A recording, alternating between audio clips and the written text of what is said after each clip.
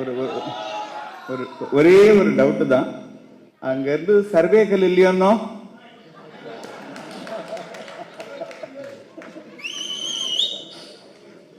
ரெண்டு விஷயம் மட்டும்தான். Chief election commissioner Gopalsamy sir இருக்காருன்னு ரொம்ப அழகா சொன்னார். சப்ஜெக்ட் நாலேஜ் வேணும், அது மட்டுமே ஒருத்தோட பர்சனாலிட்டியை முழுசா கொண்டு வராது. மற்றவாளுக்கு சேவை பண்ணணும், அவனோட கேரக்டர் டெவலப் பண்ணணும் அப்படின்னு சொன்னார் இல்லையா? அந்த காரியத்தை தான் இங்க அவார்டு வாங்கின அத்தனை பேரும் பண்ணிட்டு இருக்கா. அதனால அவளெல்லாம் அங்கீகரிக்கிறதன் மூலமாக நம்ம வினோத் ராகவேந்தர் தாரா ஃபவுண்டேஷன் மூலமாக ஒரு மிக அற்புதமான நிகழ்ச்சி இது.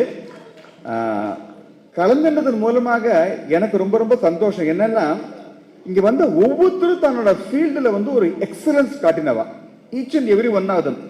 அதனால எல்லாருக்கும் ஒரு சொல்ல முடியாத ஒரு ஹியூமிலிட்டி இருக்கு. உதாரணத்துக்கு இளையராஜாவோட பேரன் இருக்கார் இல்லையா, அவர் கொஞ்சம் கர்வமாவே இருக்கலாம் தான் தாத்தாவை பேரை வச்சுட்டே. ஆனா ஒவ்வொருத்தருக்கும் காலில் விழுந்து வணங்குறார். ஸோ அதனால இவெல்லாம் பார்க்கும்போது ரொம்ப மனசுலேன்னு சொல்றேன். எனக்கு இன்னும் ஒரு 4.5 வருஷம் சர்வீஸ் இருக்கு நான் நம்புறேன். அதுக்கு பண்ண பதவி நிக்கலாம் பண்ண மாட்டாங்கன்னு நினைக்கிறேன்.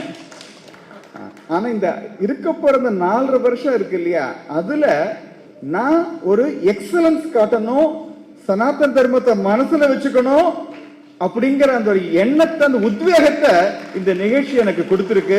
அதற்கு அழைத்தமைக்காக நான் வினோத்துக்கும் கிளாஸ்மேட் சுரேஷ் கடமைப்பட்டிருக்கேன்.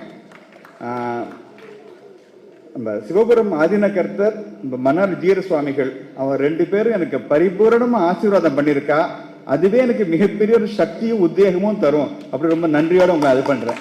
Thank you so much.